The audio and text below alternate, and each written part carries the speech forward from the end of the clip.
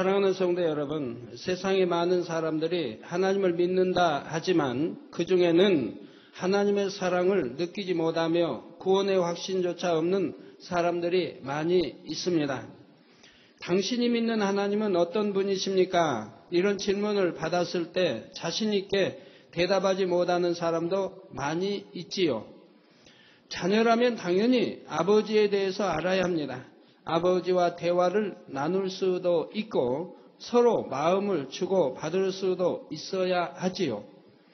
그런데 하나님의 자녀라 하면서도 아버지 하나님에 대해 잘 알지 못하고 하나님과 사귐을 갖지도 못한다면 구원의 확신을 갖기도 어렵고 충만한 신앙생활을 할 수도 없는 것입니다. 대예배를 통해 증거되는 십자가의 도는 아버지 하나님에 대해서 그리고 우리를 향하신 하나님의 뜻과 섭리에 대해서 명확하게 알려드리는 말씀입니다. 오늘 또 증거되는 말씀을 통해서 아버지 하나님에 대해 밝게 깨닫는 여러분이 되시기를 바랍니다. 그래서 하나님의 영광을 중심에서 찬양할 수 있고 하나님의 마음과 뜻을 알아 참된 사랑을 주고받는 하나님의 자녀들이 되시기를 주님의 이름으로 축원합니다.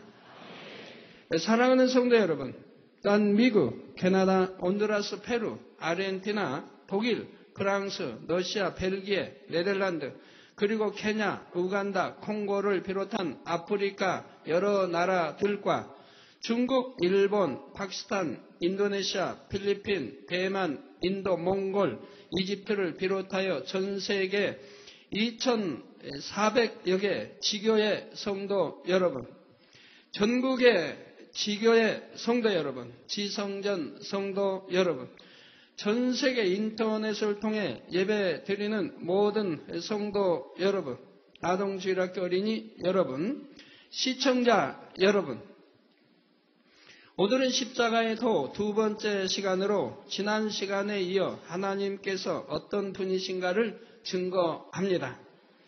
지난 시간에는 하나님께서 우주 만물의 유일하신 창조주이심을 증거했지요. 지으신 만물과 사람으로서는 불가능한 권능의 역사 가운데 창조주의 증거가 나타나 있다 했습니다. 이제 두 번째로 하나님은 스스로 계신 분입니다. 하나님께서 천하 만물을 창조하셨다 하면 종종 이런 질문을 하는 사람들이 있습니다. 창조주 하나님은 누가 지으셨습니까? 하나님은 언제부터 계셨으며 그 이전에는 무엇이 있었습니까? 하는 것입니다. 이에 대해 출애굽기 3장 14절 전반절에 보면 하나님이 모세에게 이르시되 나는 스스로 있는 자니라 하셨습니다. 누군가가 하나님을 낳은 것도 아니고 누군가가 하나님을 지은 것도 아닙니다.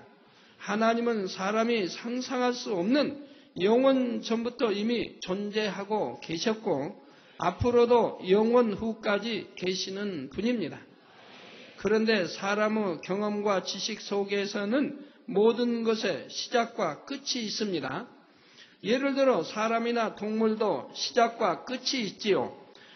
곧 언제 어떤 부모에게서 태어났다는 시작이 있고 언제 어떻게 죽었다는 끝이 있습니다.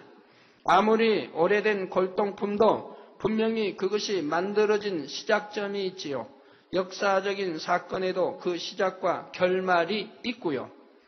그러니 하나님에 대해서도 처음에 어떻게 존재하게 되셨는지 시작점이 있어야 할 것처럼 생각하는 것입니다. 그러나 만약 여러분이 인간적인 사고의 한계를 벗어나 생각할 수 있다면 창조주요 절대자이신 하나님께서 어떤 시작점이 있다면 그것이 오히려 이상하게 여겨진다는 사실입니다. 우리 사람은 태어난 시작점이 있고 그리고 또 지식의 시작점이 있죠.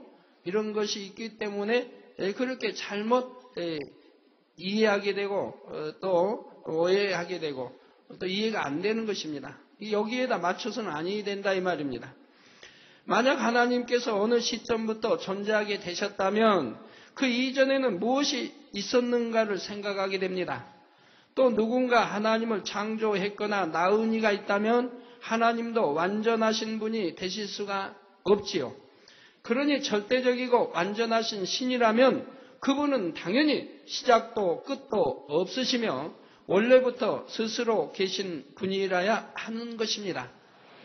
사랑하는 성도 여러분, 그러면 영원전부터 스스로 존재하시는 하나님은 어떤 모습으로 어떻게 존재하고 계셨을까요? 요한복음 1장 1절에 보면 태초에 말씀이 계시니라. 이 말씀이 하나님과 함께 계셨으니 이 말씀은 곧 하나님이시니라 했습니다. 여기서 태초는 만물이 창조되기 전 오직 하나님만이 홀로 존재하시던 아득한 오래전의 시간을 말합니다. 피조물인 사람의 제한적인 경험과 지식으로는 결코 이해할 수 없는 영원전을 의미하는 것입니다. 이렇게 영원전부터 스스로 계신 하나님에 대해 말씀이 곧 하나님이라 했습니다. 하나님은 어떤 형상을 입으신 것이 아니라 말씀 자체로 존재하고 계셨는데 이것이 곧 소리입니다. 또한 요한일서 1장 5절에 보면 우리가 저에게서 듣고 너희에게 전하는 소식이 이것이니 곧 하나님은 빛이시라. 그에게는 어두움이 조금도 없으시니라 했지요. 여기서 빛과 어두움이라는 말에는 영적인 의미가 들어 있습니다. 어두움이란 불의, 불법, 죄와 악 등 진리가 아닌 모든 것을 뜻합니다. 반면에 빛이란 죄나 악이 전혀 없는 것이며 사랑, 선, 의 등 진리에 속한 모든 것을 뜻하지요. 그런데 하나님께서는 영적인 의미로 빛이실 뿐 아니라 실제로도 빛으로 존재하고 계셨다는 사실입니다. 이처럼 말씀이신 하나님은 너무나 아름답고 신비로운 빛 가운데 맑고 투명한 소리를 머금은 형태로 존재하고 계셨지요. 사람이 상상할 수 없는 아름다운 빛 속에 맑고 투명하며 감미롭고 부드러우면서도 온 우주를 울릴 만한 웅장한 소리로 존재하셨던 것입니다. 이처럼 빛과 소리로 존재하시던 하나님께서는 어느 시점에 이르러서 인간을 창조하려는 마음을 품게 되셨습니다. 서로 사랑을 주고받을 대상을 얻기 원하신 것이지요. 이러한 인간에 대한 모든 계획을 이루기 위해 먼저 하나님께서는 삼위 하나님으로 분리가 되십니다. 성부 하나님으로부터 장차 인류의 구세주가 되실 성자 예수님, 그리고 보혜사 성령님께서 분리되신 것입니다. 이렇게 해서 세 분으로 각각 존재하게 되셨지만 이 세 분의 근본은 동일하십니다. 그래서 삼위일체라고 표현하는 것입니다. 이렇게 삼위일체로 분리가 되시면서 하나님은 구체적인 형상을 입게 되셨습니다. 그 형상이 어떤 것인지 창세기 1장 26절에 잘 나와 있지요. 우리의 형상을 따라 우리의 모양대로 우리가 사람을 만들고 하신 것입니다. 하나님의 형상을 따라 하나님, 성부, 성자, 성령, 삼일째 하나님의 형상을 따라 우리의 모양대로 또 성부, 성자, 성령, 삼일째 하나님의 모양대로 우리가 사람을 만들고 했으니까 우리 모양을 보면 하나님이 어떻게 생기셨다 하는 것을 알 수가 있죠. 즉 삼위 하나님께서 사람을 지으실 때에 하나님의 형상을 따라 지으셨다는 사실입니다. 물론 사람은 겉모양만 아니라 마음도 하나님의 마음을 따라 지음받았지요. 그러나 아담의 범죄 이후 하나님의 마음을 닮았던 마음이 변질되어 점차 하나님과는 멀어지게 되고 맙니다. 여기에 대해서는 앞으로 상세히 설명될 것입니다. 사랑하는 성도 여러분, 피조물인 사람과는 달리 스스로 계신 하나님은 영원 전부터 영원 후까지 계신 분입니다. 스스로 계신 하나님만이 완전하신 참 신이시며 우리가 경배하며 사랑할 대상이지요. 그런데 어떤 사람들은 이러한 하나님을 알지 못하므로 사람이 만들어낸 우상을 섬기고 있습니다. 금속이나 나무, 돌 같은 것으로 형상을 깎아놓고 우리 사람이 깎아놓고 그 앞에 가서 절을 하는 것입니다. 만약 여러분이 낳은 자녀가 여러분을 몰라보고 다른 사람에게 가서 엄마, 아빠 하면 여러분의 마음이 얼마나 아플까요? 마찬가지로 사람이 자신을 창조하신 하나님을 찾지 않고 사람들이 만들어낸 우상을 섬긴다면 하나님의 마음이 얼마나 아프시겠습니까? 그러므로 하나님께서는 우상 숭배를 매우 싫어하십니다. 출애굽기 20장 3절에서 5절에 너는 나 외에는 다른 신들을 내게 있게 말지니라. 너를 위하여 새긴 우상을 만들지 말고 또 위로 하늘에 있는 것이나 하늘에는 북두칠성, 북극성, 해, 달도 있고 또한 천사도 있고 하늘에 있는 것들을 섬기는 사람들이 있죠. 그래서 위로 하늘에 있는 것이나 아래로 땅에 있는 것이나 땅 아래 물속에 있는 것에 아무 형상이든지 만들지 말며 그것들에게 절하지 말며 그것들을 섬기지 말라. 만들지도 말고 절하지도 말고 섬기지도 말라. 나 여호와 너희 하나님은 질투하는 하나님인즉 나를 미워하는 자의 죄를 갚되 아비로부터 아들에게로 3, 4대까지 이르게 하거니와 하셨습니다. 여러분의 할머니, 할아버지가 우상을 심히 섬기고 하면 그것이 자녀에게 또한 손녀, 손자에게 이렇게 대물림이 되는 것을 볼 수가 있죠. 3, 4대까지 이른다 이 말입니다. 여기서 하나님은 질투한 하나님인즉 하니까 하나님도 질투를 하시니까 그러면 여러분 부모님들 여러분이 낳은 자녀가 여러분들을 엄마 아빠를 하지 아니하고 이웃집 아저씨 아주머니를 보고 엄마 아빠 하면 여러분 어찌 질투 안 나겠습니까? 남 관계가 아닌데. 요즘 또 세상에는 그런 게 많이 있죠.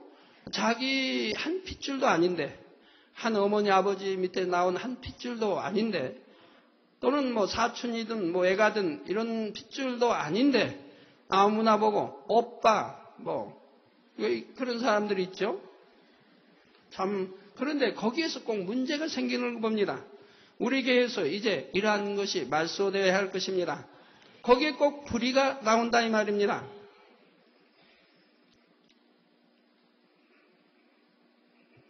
자, 오직 스스로 계신 하나님 한 분만이 참 신이시며 우리는 그분만을 경배하며 섬겨야 하는 것입니다.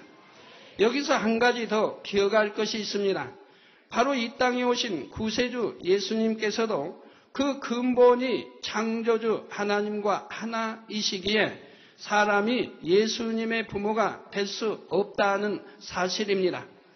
물론 예수님께서 구세주가 되기 위해 이 땅에 오실 때는 육신을 입고 동정녀의 몸에서 태어나셨지요. 그러나 이때도 마태복음 1장 18절 후반절에 그 모친 마리아가 요셉과 정혼하고 동거하기 전에 성령으로 잉태된 것이 나타났더니 했습니다. 왜 이 말씀을 기록했습니까? 자, 그 모친 마리아라고 한 것은 제자들 편에서 기록을 하기 때문에 그 모친이란 말이 들어간 것입니다. 그 모친 마리아가 요셉과 정혼했다 이 말입니다. 정혼하고 동거하기 전에, 이게 중요하죠. 동거하기 전에 성령으로 잉태된 것이 나타났더니 라는 말씀은 요셉의 핏줄을 또는 기를 받지 아니했고 마리아의 핏줄을 기를 받지 아니했고 자, 남자인 요셉의 정자와 또 여자인 동정녀 마리아의 난자를 통해 잉태된 것이 아닌 성령으로 잉태된 것을 분명히 강조하기 위해서 이렇게 기록을 해놓았다 이 말입니다. 바로 성령 요셉과 정혼하고 동거하기 전에 아이고 정혼해가지고 혹시 사랑하지 아니했나? 그게 아니라 바로 동거하기 전에 성령으로 잉태된 것이 나타났다 이 말입니다. 그러니까 남자의 정자와 여자의 난자를 통해 잉태된 것이 아님을 분명히 기록하고 있는 것이라 이 말입니다. 사람처럼 아버지의 정자와 어머니의 난자를 통해 부모의 기를 물려받고 잉태되신 것이 아니라 성령의 능력으로 잉태되신 것입니다. 다만 동정녀 마리아는 구세주를 잉태하는 도구로서 하나님께서 잠시 마리아의 몸만 사용하신 것입니다. 자, 그러면 여기서 친아버지가 되고 친어머니가 되려고 하면 분명히 남자의 정자와 여자의 난자를 통해 잉태됐어야 아버지, 어머니 할 수가 있는 것이라 이 말입니다.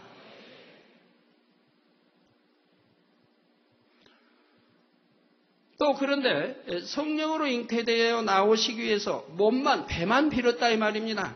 그런데 배만 빌었는데 어떻게 해서 어머니가 될 수 있는 것이냐 이 말입니다. 어떻게 어머니가 될 수 있냐 이 말입니다. 난 더더구나 성모가 될 수 있느냐 이 말입니다. 거룩할 성, 어미 못자 어떻게 거룩한 성모가 될 수가 있느냐 이 말입니다. 더더구나 말이 안 되죠. 여러분 만약에 아기를 낳지 못한 분들은 남자의 정자와 여자의 난자를 빼서 잉태시키는 법이 있습니다. 그러면 어느 배를 빌어서 잉태했던가 어떤 도구를 통해서 잉태시켜서 나왔다고 하면 그 도구가 아버지가 되고 어머니가 될 수 있으며 다른 배를 빌어서 잉태시켜 나왔다 해서 아버지, 어머니가 될 수 있습니까? 이건 씨바지가 아니라 다른 남자의 정자와 난자를 다른 몸에다가 배만 빌어서 잉태를 시켰다 이 말입니다. 그런다면은 바로 어머니나 아버지가 될 수 있느냐 이 말입니다. 될 수가 없지요. 그래서 성경은 분명히 말씀하고 있습니다. 우리 예수님께서, 우리 주님께서 한 번도 동정녀 마리아를 향하여 어머니라고 한 적이 없습니다. 자, 유념해 보시면 제자들 편에서 기록할 때 그 모친 또는 어머니라고 표현을 썼습니다. 우리 주님은 분명히 여자라고 표현했습니다. 여자요.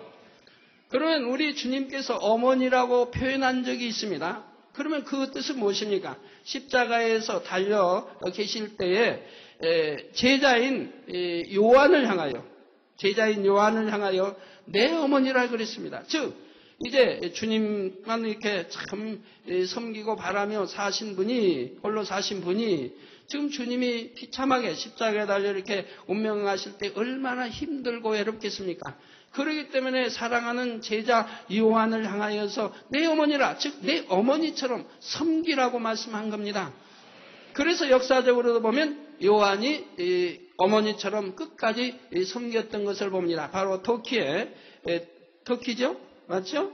터키에서 운명하실 때까지 섬겼던 것을 볼 수가 있습니다. 밤모섬에 유배되고 나온 다음에 또 끝까지 섬겼던 것을 볼 수가 있지요. 그래서 우리 주님은 물로 포도주를 만드실 때도 여인이여라고 말합니다. 그럼 왜 여인이라고 했습니까? 남자가 아니니까, 여자니까 여인이여 하되 가장 호칭이 여인이 좋지 않습니까? 그럼 다른 호칭은 뭐라고 해야 할까요? 아주머니 할 수도 없고 할머니는 될 수 없지만 뭐라고 끝나고 언니 누나 할 수도 없지 않습니까? 그러니까 주님이 가장 부르시기에 합당한 여인이기 때문에 여인이여라고 호칭해 부르시는 것을 볼 수가 있다 이 말입니다. 그렇지 직접은 어머니라고 부른 적은 없다 이 말입니다. 그러므로 성경 곳곳에도 보면 예수님께서는 동정녀 마리아를 부르실 때 어머니라 부르지 않으셨습니다. 제가 해외 집회 가다 보면 천주교 나라를 여러 곳에 갔지요. 천주교 나라에 갔을 때도 저는 이것을 강조해서 설명합니다. 천주교 나라고 또 TV와 방송을 통해서 생중계가 되고 있는데도 저는 이것을 강조하여 설명했을 때도 어느 한 사람도 저에게 시비를 건 사람이 없습니다. 왜요?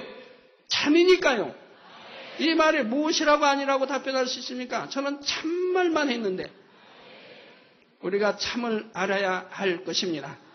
그래서 피조물인 앞에 참 우상처럼 섬겨서는 아니 될 것이라 이 말이에요. 그래서 세계 곳곳에 마리아상의 그 토픽으로 나온 거 보면 눈에 피눈물을 흘린 이러한 피눈물을 흘린다 이러한 그 토픽에 나오는 것을 종종 볼 수가 있지요. 우리 막달라 동정녀 마리아님께서 하늘에서 얼마나 피눈물을 흘리고 계시겠습니까? 자, 대신 여자여 하고 부르시지요. 피조물인 사람이 창조주 하나님의 어머니가 될 수는 없기 때문입니다. 이런 말씀이 이제 곧 전 세계 TV를 통해서 말씀들이 선포돼 나갈 텐데 이 지구상에 얼마나 참 천주교인들이 많이 있습니까? 그분들이 듣고 많은 분들이 우리가 잘못 이해하고 있구나, 잘못 알고 있구나 하고 회개할 분들이 많이 생겨나게 될 것입니다. 어떤 사람들은 마치 하나님을 경배하는 것처럼 동정녀 마리아를 경배하고 찬양합니다. 그러나 삼위일체 하나님 외에는 어떤 피조물도 결코 경배할 대상이 될 수가 없습니다. 사랑하는 성도님들은 오직 스스로 계신 하나님만을 경배하며 하나님께 영광 돌리시기를 바랍니다. 사랑하는 성도 여러분, 세 번째로 하나님께서는 전지전능하십니다. 성경을 보면 믿음으로 전능하신 하나님의 권능을 체험한 사람들에 대한 기록이 많이 나와 있지요. 하나님의 능력으로 홍해가 갈라지기도 하고 해와 달의 운행이 멈추기도 했습니다. 하늘에서 불이 내려오기도 하고 3년 반의 가뭄 속에 큰 비가 내리기도 했지요. 근본 하나님의 본체이신 예수님께서도 전능하신 하나님의 역사를 그대로 나타내셨습니다. 죽은 자를 살리며 모든 질병과 약한 것을 고치셨지요. 바람과 파도를 잠잠케 하셨고 물 위를 걸으시기도 했습니다. 예수님께서 부활 승천하신 뒤에도 전능하신 하나님의 권능은 사도들을 통해 계속 나타났습니다. 특히 사도 베드로의 경우에는 사람들이 병자를 데려와서 베드로의 그림자라도 덮일 수 있기를 원했지요. 사도 바울의 경우에는 사람들이 그의 몸에서 손수건이나 앞치마를 가져다가 병자에게 얹어도 병이 낫고 악기가 떠나갔습니다. 바울의 권능이 심히 크므로 손수건이나 앞치마를 통해서까지 하나님의 역사가 나타날 정도였다는 사실입니다. 여러분들은 현실로도 보고 계시지 않습니까? 우리 얼마나 많은 일꾼들이, 많은 우리 성도님들이 이 손수건을 통해서 수많은 사람들을 치료하고 있습니까? 또한 손수건 집회가 세계 곳곳에서 일어나고 있지 않습니까? 여러분들은 2000년 전의 일을 지금 현실로 목도하고 있다 이 말입니다. 어떤 사람들은 이제 그런 말을 하죠. 전에 우리 재단 2단으로 정지했던 이제 그 사람을 비롯해서 그런 사람들이 아직도 있습니다. 어떻게 사람을 통해서 그런 권능이 나타날 수 있느냐? 2000년 전에 예수님 당시에나 있었던 일이지 어떻게 사람을 통해서 그런 권능이 나타난단 말이냐? 그건 말도 되지 아니한다 라고 말하는 사람이 있다면, 그래서 그런 걸 행한다고 하면 그냥 2단으로 정지하는 사람들이 있다 이 말입니다. 마치 거짓말하는 것처럼 그렇게 말한다 이 말입니다. 그러면 성경에 기록된 사도 바울은 언제 사람입니까? 예수님을 친히 보았습니까? 아니지 않습니까?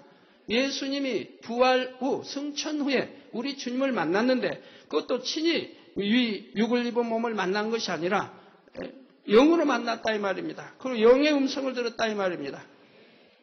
그리하고도 그런 권능을 행했던 것을 볼 수가 있다 이 말입니다. 더더구나 2000년 전도 아닌 2000년 후에 지식에 지식을 더하며 모든 것이 빨라지며 죄로 아주 이렇게 관영한 세대에 하나님의 기사와 표적이나 권능을 보지 못한다고 하면 어떻게 참 믿음을 가질 수가 있겠습니까? 그런데 히브리서 13장 8절에 보면 예수 그리스도는 어제나 오늘이나 영원토록 동일하시니라 했습니다. 2000년 전에도 3000년 전에도 1000년 전에도 오늘도 동일하게 역사하시고 계시는 것입니다. 이 말씀처럼 예수 그리스도를 통한 하나님의 권능도 성경이 기록되던 당시에만 있었던 것이 아니라 오늘날도 얼마든지 나타날 수가 있습니다. 본 교회에는 바로 이러한 역사들이 개척 이래로 끊이지 않고 나타납니다.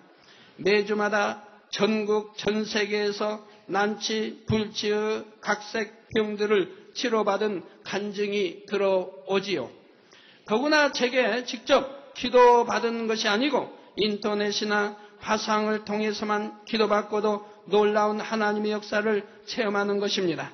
결혼하여 수년 동안 심지어 수십 년 이상 아기를 갖지 못하던 부부가 기도받은 후 잉태한 경우도 수도 없이 많이 있습니다. 우리나라뿐만 아니라 전 세계 많이 있지요. 해외에 계신 분들은 팩스나 이메일로 기도 제목과 사진을 보내오지요. 그럴 때도 사진에 손을 얹고 기도해주면 시공간을 초월하여 하나님의 권능이 나타납니다. 그중 파키스탄의 신시아라는 한 소녀는 셀리악이라는 질병으로 죽어가고 있었습니다. 몸이 너무 쇠약해져서 수술도 받을 수 없었고 의사들도 신시아를 살릴 방법이 없다 했지요. 그런데 마침 한국에 대전에 와 있던 신시아의 언니가 저에게 신시아의 사진을 가져와서 기도를 받았습니다. 제가 사진 위에 기도해 준 바로 그 시간부터 신시아는 급속히 건강을 회복하기 시작하였고 얼마 지나지 않아 건강하게 태어날 수가 있었지요.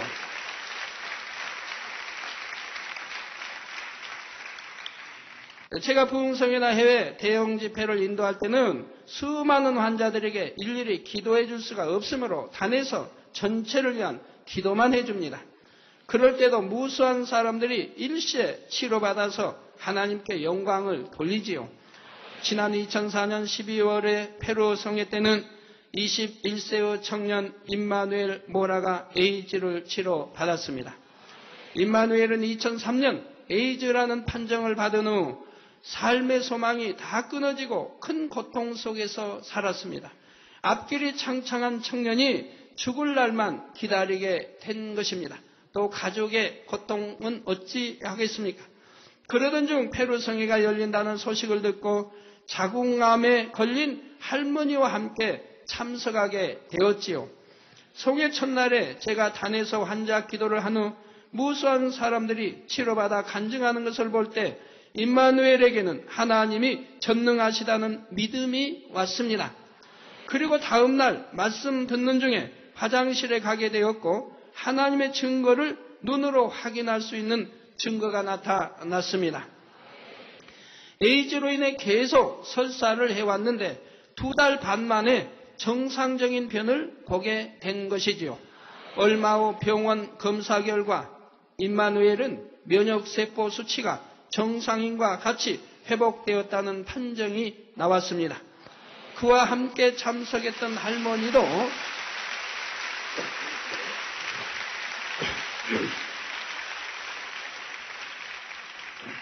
그와 함께 참석했던 할머니도 자궁암으로 인해 계속 하혈을 하는 중이었는데 성회 셋째 날부터는 하혈이 그치고 치료받았지요. 그들은 수십만의 군중들 속에서 단에서 나온 전체 기도를 받았을 뿐입니다. 그러나 그 기도를 믿음으로 받은 것만으로도 전능하신 하나님의 권능이 임하여 에이즈와 자궁암을 단번에 치료받았다는 사실입니다. 또한 성회 장소에 직접 나오지 못하고 인터넷, 위성, 텔레비전이나 케이블 방송 등을 통해 성회에 참석한 사람들도 동시에 치료받는 경우가 무수합니다. 그래서 매번 성회가 끝나고 나면 세계 곳곳에서 팩스나 이메일로 간증이 쇄도하지요. 사랑하는 성도 여러분, 전지전능하신 하나님의 능력으로는 치료의 역사만 베풀어지는 것이 아닙니다. 믿음으로 간구할 때 기사도 체험할 수가 있지요. 기사란 날씨와 기후 등 하늘의 천기를 움직이는 것입니다. 본교회 성도님들은 수련회나 어떤 행사가 있을 때 하나님께서 날씨를 주관하시는 것을 지금까지 셀 수 없이 체험해 왔습니다. 이제 또 작년부터는 더더구나 이제 앞으로는 더 그런 체험을 잘 하시게 될 것입니다. 억수같이 쏟아지는 비가 기도하는 순간 멈추기도 수없이 해왔습니다. 각종 야외 행사 때는 믿음으로 기도하자 사방에서 구름이 몰려와서 따가운 햇볕을 가려주기도 했습니다. 특히 밖에서 체육대회를 한다든가 어떤 야외 행사를 가질 때는 그렇게 해주신 것을 수없이 보아왔습니다. 그것도 우리가 잘 알 수 있는 것은 구름이 사방에서 몰려옵니다. 바람이 한쪽에 불어 한쪽에 불어가야 할 텐데 사방에서 몰려와서 순식간에 운동장을 하늘을 가려서 햇빛을 차단시켜서 덥지 않게 해주시는 것을 지금까지 무수히 봐왔던 것이지요. 제가 해외 성회를 갈 때도 늘 기사들을 체험합니다. 한 예로 지난 2001년 필리핀 성회 때는 성회 지역의 기후가 우기철이었습니다. 일기예보에 의하면 2개의 태풍이 발생해서 우리가 성회할 장소를 향해 오고 있었지요. 이 태풍의 영향으로 심한 비바람이 몰아치니 현지 사람들은 걱정에 가득 차 있었습니다. 그런데 저는 성회 전 기자회견에서 담대히 말했습니다. 자, 기자들이 저에게 질문을 합니다. 이렇게 성회 장소, 성회가 열리는 때 이렇게 태풍이 2개씩이나 오고 있는데 성회를 어떻게 치를 수 있겠습니까 하고 기자들이 저에게 질문을 해왔다 이 말입니다. 그래서 저는 담대하게 말했습니다. 태풍이 물러가거나 중간에 소멸되어서 우리 성회는 전혀 지장을 받지 않을 것입니다. 여러분들도 직접 체험하게 될 것입니다. 라고 말했지요. 과연 그 믿음의 고백대로 태풍 중에 하나는 필리핀에 이르기 전에 소멸되어 버렸습니다. 또 다른 하나는 갑자기 진행 방향을 바꾸어 버렸고요. 성회는 시종 맑은 날씨 속에 진행되었고 이것을 지켜본 현지인들은 기적이라고 고백했지요. 밤 집회죠. 집회 때는 또 무지개 제가 이야기를 하는 날은 즉시로 그 순간에 무지개로 또 둘러서 모든 성회에 참석한 사람들이 보고 참 환호를 했던 것을 볼 수가 있습니다. 사랑하는 성도 여러분, 그 밖에도 본교에 나타난 전능하신 하나님의 증거들은 몇 날 며칠 밤을 꼬박 세워도 다 말할 수가 없습니다.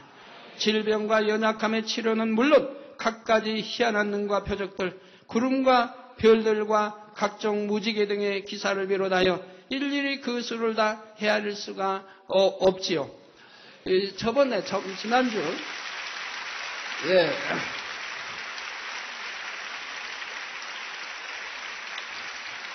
바로 손에 잡힐 듯 얼마나 가까이 떠 있습니까? 손에 잡힐 듯이 또 저희 갈릴리 기도처 바로 지붕 위에 있는 것처럼 또는 우리 교회도 마찬가지고 잡힐 듯이 저렇게 선명한 무지개로 둘러 있는 적이 수도 없지 많지 않습니까? 지금까지 촬영한 것만 해도 아마 수천이 넘을 것입니다. 지난주에는 우리 이제 DC 오케스트라가 사택을 방문했어요. 근데 방문하는 날인데 이상하게 아침부터 제가 저희 방에서는 창 밖이 잘 보이죠. 공원이 보이고 하늘을 보니까 구름이 굉장히 많은 구름들이 하늘에서 쏟아져 나옵니다. 쏟아져 나오고 제가 바라보고 있는 창 밖에 또 사라지고 나오고 사라지고 늘 합니다. 그래서 오늘은 유난히 더 많은 구름이 저렇게 한다 했더니 DC 오케스트라가 왔는데 보니까 이 구름이 나타나고 사라진 것을 한 번도 보지 아니한 자매가 있더라 이 말입니다. 그래서 그 자매를 보고 자 보라고 했죠. 자 보라고. 내가 단의 선물을 말하던 것이 실제 이렇게 일어나지 않느냐고 보라고 했습니다. 많은 구름들이 여기저기서 금방 생겨나고 또 보지 않으면 금방 사라지고 생겨나고 사라지라는 것을 바로 눈앞에서 얼마 떨어지지 않은 거리에서 볼 수가 있었습니다. 그래서 갈 때 그 자매가 말합니다. 자기는 난생 처음 보았다고 이제 이렇게 시인하는 것을 보았습니다. 그래서 우리 니시 오케스트라에 하나님의 큰 믿음을 더 심어주기 위해서 그날 특별히 이렇게 더 이제 기사로 역사하신 것 같았습니다. 자, 사랑하는 성도님들과 전국 전 세계 시청자 여러분도 모두가 전능하신 하나님을 믿으시기 바랍니다. 그럴 때 시간과 공간을 초월하시는 하나님의 역사를 여러분도 체험할 수 있는 것입니다. 사랑하는 성도 여러분, 하나님께서는 이처럼 전능하실 뿐 아니라 전지하신 분, 곧 모든 것을 아시는 분입니다. 사람의 마음도 아시고 앞으로 되어질 일도 모두 아시죠. 특히 우리 교회는 요즘에도 왜 그렇게 여러분들은 실수가 많으십니까? 부모님의 실수도 많고 화상 입은 분들이 또 몇 분이 있습니다. 보니까 뭐 다 자기 실수들 또는 부모님의 실수. 그래서 화상 입은 아이들도 있고 또는 여집사님도 있고 어떤 분은 굉장히 심한 화상을 입고 또 뭐 아이도 보면은 팔에 엉덩이 또 발에서 화상을 입고 그러지만 우리 성도님들은 다 아십니다. 그 화상을 입으면 가장 고통스러운 것이 화기이죠. 또 화기가 금방 빠지는 게 아닙니다. 오늘 화상 입었다고 해서 내일 빠지는 게 아니라 이 말입니다. 그래서 화기 때문에 뭐 찬물에 담근다, 뭐 소주에 담근다 여러 가지 방법들을 사용하고 있지 않습니까? 견디기가 어려우니까 약을 사다 시원한 약을 사다 바르기도 하고 그런다고 화기가 빠지는 게 아니라 이 말입니다. 그러나 우리 성도님들 어찌합니까? 손수건으로 기도만 해도 전함선 사삼으로 기도만 받아도 화기가 즉시 사라지지 않습니까?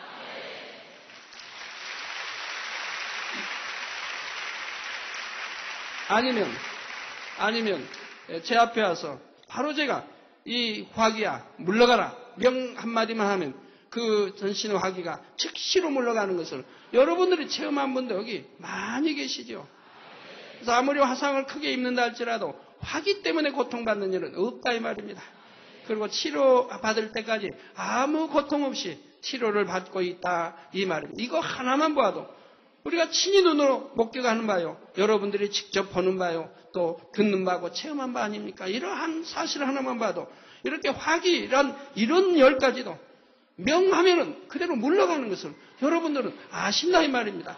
더 이상 무엇을 말할 수 있습니까? 다 현실이고 다 사실인데요. 자, 이처럼 모든 것을 아시는 하나님께서는 하나님과 밝히 교통하는 사람들을 통해 앞일을 알려주시고 예언하게 하십니다. 아모스 3장 7절에 주 여호와께서는 자기의 비밀을 그 종 선지자들에게 보이지 아니하시고는 결코 행하심이 없으시리라 했습니다.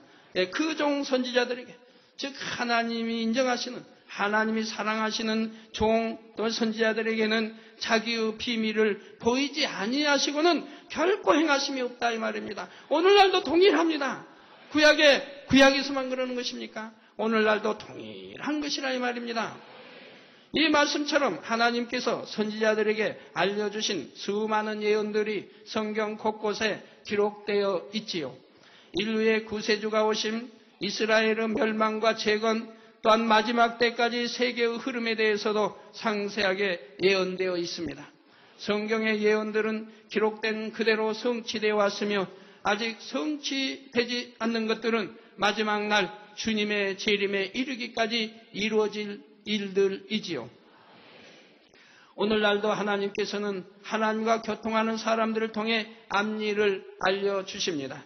본 재단에서도 그동안 하나님께서 주신 많은 예언의 말씀들을 성도님들께 전해드렸죠. 그 예언의 말씀이 개척일이 지금까지 수도 없이 헤아릴 수 없이 많습니다. 또 80년대에는 6.29 발표가 있었지요. 참으로 온 국민이 경악을 했습니다. 상상할 수 없는 일이었으니까요. 그런데 6.29 발표 전에 제가 발표하기 한 주 전에 저는 순복음교회 어디 부천인가 있는 순복음교회 부흥집회를 인도하고 있었습니다. 그런데 목요일입니다. 제 기억으로는 목요일인데 목요일이니까 갑자기 주관을 하십니다. 6.29 대해서 주십니다. 순서까지 정확하게 앞으로 어떻게 이래 된다는 것을 주십니다. 그러면서 그것을 급히 교회로 가서 발표하게 하십니다. 그것을 알리게 하십니다. 그래서 제가 거기서 전화로 알렸는가 아니면 부흥성이 끝나고 와서 알렸는지 제가 그것까지 기억을 좀 못하겠는데, 그리고 교회에 와서 바로 이렇게 약자로, 그때는 독재 시대이기 때문에 그거를 바로 그대로 할 수가 없어서 약자로 기록을 해서 바로 주보에 실게 했습니다. 주보에 실었는데 바로 주보에 실은 그 주간, 그러니까 그 다음 주간에 6.29 발표가 나오지 않았습니까?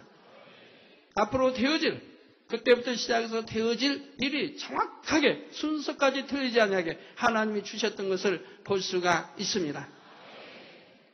그 예를 들어 1987년 우리나라 대통령 선거 때는 노태우 후보가 당선될 것, 어떤 표로 당선될 것도 말씀해 주셨고, 왜 되는지도 말씀해 주셨고, 이후로 김영삼, 그 이후로 김대중 후보가 차례로 당선될 것을 예언했지요. 그리고 그 예언대로 적중했던 것을 볼 수가 있습니다. 현 대통령 선거 때도 누가 당선될지 여러분에게 미리 언지를 드렸고요. 미국의 레이건 대통령의 당선, 또 어떠한 표차로 당선될 것, 영국의 대처 수상이 당선에 대해서도 예언했습니다. 왜 여자인데 왜 이렇게 삼선해야 되는지 여기에 대해서 그 뜻까지도 하나님이 알려주셨습니다. 인도의 간디 여수상이나 소련의 서기장 체르넨코 등 여러 인물들의 죽음도 하나님께서는 미리 알려주셨고, 얼마 전에는 주변 사람들에게조차도 숨겨졌던 중동 한 수장의 죽음을 저에게 미리 알려주셨습니다. 아무도 모르고 그 나라 백성도 모르고 있는 사실을 저에게는 알려주셨고, 그리고 나서 제가 와서 여러분들에게 말씀드렸고, 말씀드린 후에 얼마 있지 않아서 운명했다는 뉴스가 나오는 것을 볼 수가 있었습니다. 1999년 코소보 사태에 대해서도 미리 예언했고, 장차의 분쟁이 어떻게 재발될 것도 알려드렸습니다. 유가 변동과 중동의 흐름에 대해서도 예언해왔고, 미국을 비롯한 유럽 구공산권 등 세계 주요한 세력들의 흐름이 3파전의 양상으로 굳혀질 것도 예언했지요. 제가 유가 예언만 해도, 제가 유가 예언한 지가 얼마 되지 않았지요. 그런데 그때만 해도 유가가 한 22달러였다 이 말입니다. 그런데 제가 말한 그대로 오른 것을 볼 수가 있다 이 말입니다. 그리고 그렇게 올랐을 때, 제가 또 저 앞전에 또 유가에서 말했는데, 그때만 해도 아직도 사람들이 그런 말을 합니다. 유가가 곧 진정된다. 다시 이제는 30달러로 떨어질 것이다. 그러게 오를 이유가 없다면서 떨어진다고 예언들 합니다. 그런 말들을 한다 이 말입니다. 그러나 저는 다시 말했지요. 오르고 내리며 점점 오르게 된다고 또 말씀을 드렸습니다. 그런데 지금 어찌 됐습니까? 텍사스, 미국, 텍사스 유가는 지금 56달러를 돌파했습니다. 57달러. 사상 최고치에 이제 이렇게 돌파하는 것을 볼 수가 있습니다. 그리고 우리 두바이산도 48달러에 육박하고 있습니다. 1달러가 오르면 나라 경제 10억 불이 이렇게 수출이 손해 간다고 하던데, 그 말이 맞는지는 모르겠어요. 왜? 그 말 나온 지는 2달러 할 때도 나왔는데, 지금 그러면 이렇게 많이 올랐는데 지금 얼마를 지금 손해 봐야 됩니까, 수출이?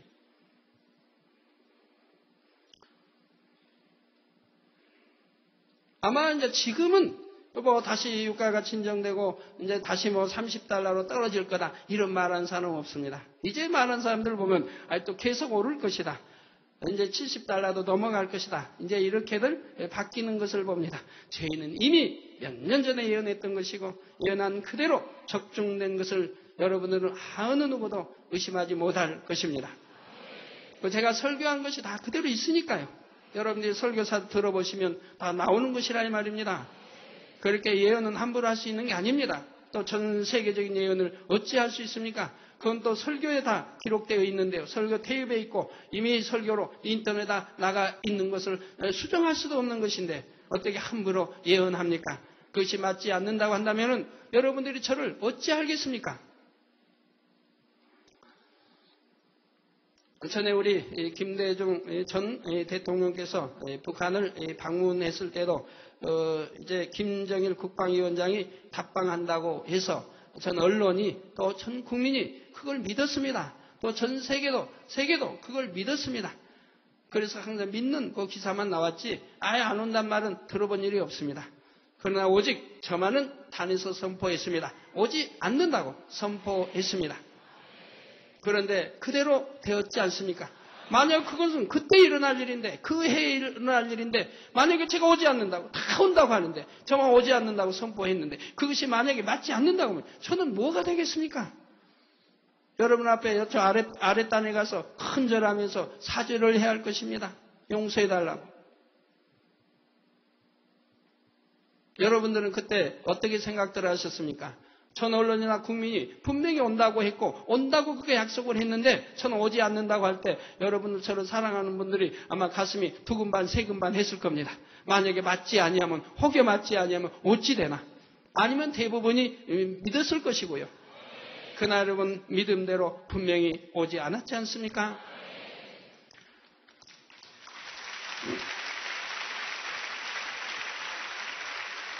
대북 햇볕 정책 실패와 앞으로 북한이 문해로를 개방하게 될 것, 그리고 다시 닫게 될 것 등도 예언했습니다. 이것은 이제 앞으로 있어질 일입니다.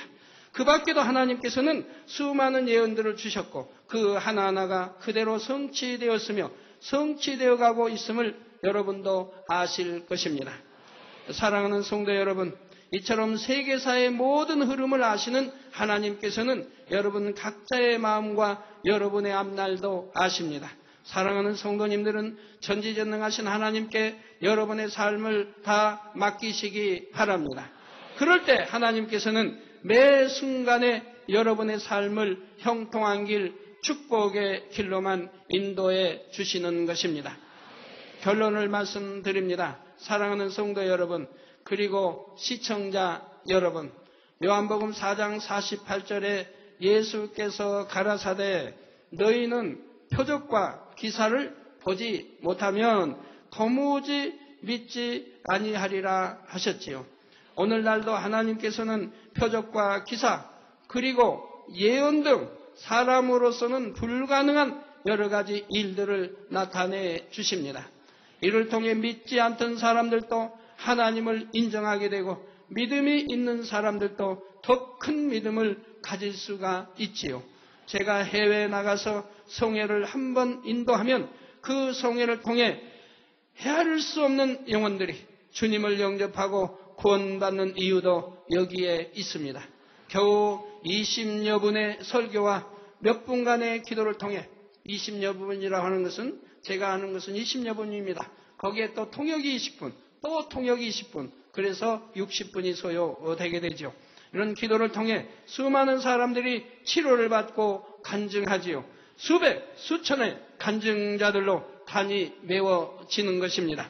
그러면 이것을 현장에서 보는 사람은 물론이고 텔레비전과 이성과 인터넷을 통해 보는 사람들도 하나님을 인정할 수밖에 없게 되는 것이지요.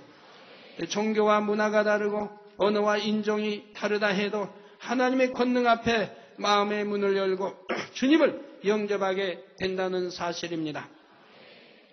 혹시 아직까지 하나님을 믿지 않으시는 분이 있다면 이 시간 전능하신 하나님을 믿으시기 바랍니다. 그래서 여러분도 전능하신 하나님의 능력을 여러분의 삶 속에서 체험해 나가시기를 바랍니다. 또한 믿음이 있는 분들도 이 시간 더욱 확실한 믿음을 가지심으로 날마다 하나님을 만나고 체험하시기를 바랍니다. 그래서 여러분의 간증들을 통해 하나님께 큰 영광을 돌리며 많은 영혼들을 구원으로 인도할 수 있게 되시기를 주님의 이름으로 축원합니다. 사랑하는 성도 여러분, 이번 주간은 고난 주간입니다. 사랑하는 성도님들은 이번 한 주간 예수님의 고난에 동참하는 마음으로 보내시기를 바랍니다. 특히 금요일은 주님의 십자가를 생각하며 한 끼 이상씩 금식에 동참하실 수 있기를 바랍니다. 여러분 한 끼, 여러분 아니면 두 끼 하셔도 좋고요. 아침, 점심, 아니면 하루 다 하셔도 좋고요. 그런데요, 저는 여러분 저녁까지 하시기는 원치 않습니다.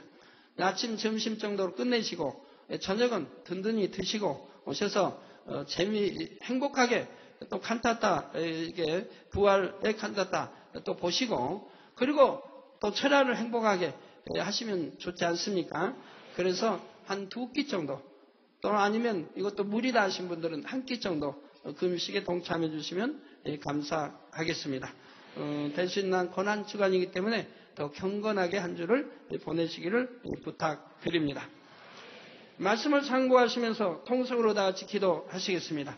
할렐루야. 주님, 은혜와 사랑에 감사를 드립니다. 아버지, 오늘도 들은 말씀이 믿음이 되고 생명이 되게 축복해 주시고 전지전능하신 하나님, 스스로 계신 하나님을 밝히 알게 하여 주옵소서. 우리 아버지가 되신 하나님을 자녀들이 밝히 알지 못한다고 하면 밝히 믿을 수가 없사오니 밝히 알 수 있는 자녀들이 되게 축복해 주시기를 원합니다. 그리하여 하나님의 전지전능하심이 우리의 생활 속에 나타나게 역사하여 주옵소서. 아버지 감사합니다. 우리 주 예수 그리스도의 이름으로 기도하옵나이다. 아멘. 환자에 대한 기도하겠습니다. 아픈 곳에 손 얹어 주시고 연약한 곳에 손 얹어 주시고 마음에 손을 넣고 기도 받으시겠습니다. 할렐루야. 아버지 하나님, 이 시간에 친히 안수해 주옵소서. 능력 불어넣어 주시기 원합니다. 시공간을 초월하여 역사하여 주옵소서. 머리에서 발끝까지 오장육부 뼈마디 신경조시 세포 성령의 불로 창조의 재상의 권능으로 태움받고 깨끗하고 강건함을 입으라. 빛이 임하라. 성령의 불로 태움받고 깨끗하고 강건함을 입으라. 빛이 임하라. 아버지, 영육간에 강건케 축복해 주시기 원합니다. 하늘 공중 곳에 잡은 악영들아 물러가라. 그의 사자들도 물러가라. 이 땅의 악한 영, 더러운 영, 거짓 영, 간사하고 이간질하고 미혹하는 어둠아 물러가라. 빛이 임하라. 성령의 감동감아 충만함을 입어라. 아버지 하나님, 시공간 초월하여 화상을 통해 예배드리는 전국 교회와 지교회와 지성전후회, 인터넷을 통해 예배드리는 전세계 하나님의 자녀들에도 축복해 주시기를 원합니다. 한 주간도 불통 없도록 형통하게 도와주옵소서. 불통아 물러가라. 형통하시니라. 아버지, 한 주간 형통하게 축복해 주시고 마음의 소원도 간구와 기도에 들어 응답해 주시기 원합니다. 가정일도 사업대 축복하시고 들어와도 나가도 복받으며 구워줄지언정 구제하며 머리되는 축복 주시기 원합니다. 아버지여, 하나님의 자녀들이 가는 곳에 있는 곳에 원수마의 사단 어둠이 틈타지 못하도록 물리쳐 주시고 성령의 불담으로 천군 천사로 주님의 불꽃 같은 눈동자로 지켜주시기를 원합니다. 아버지, 자녀들 가정가족 일터를 지켜주시고 해외에 있는 모든 선교사들, 주의종님들, 또한 만민의 양떼들과 아버지 인터넷을 통해 예배드리는 모든 하나님의 자녀들에도 지켜 보호해 주옵소서. 주여 감사합니다. 우리 주 예수 그리스도의 이름으로 기도하옵나이다. 아멘. 모두 자리에서 일어나 주시기 바랍니다. 당의자님께서 축도해 주심으로 2부 대예배를 마치겠습니다. 지금은 우리 주 예수 그리스도의 은혜와 언제나 우리와 함께 하시는 하나님 아버지의 극진하신 사랑과 우리에게 예수 그리스도를 알게 하시고 그 가운데로 인도하시는 성령의 감동감화 교통 충만하심이 이 시간에 모인 모든 성도에게 화상을 통해 예배 드리는 전국 교회와 지교회와 지성전후회, 인터넷을 통해 예배 드리는 전 세계 하나님의 자녀들 위해 함께 하시기를 축원하옵나이다. 아멘.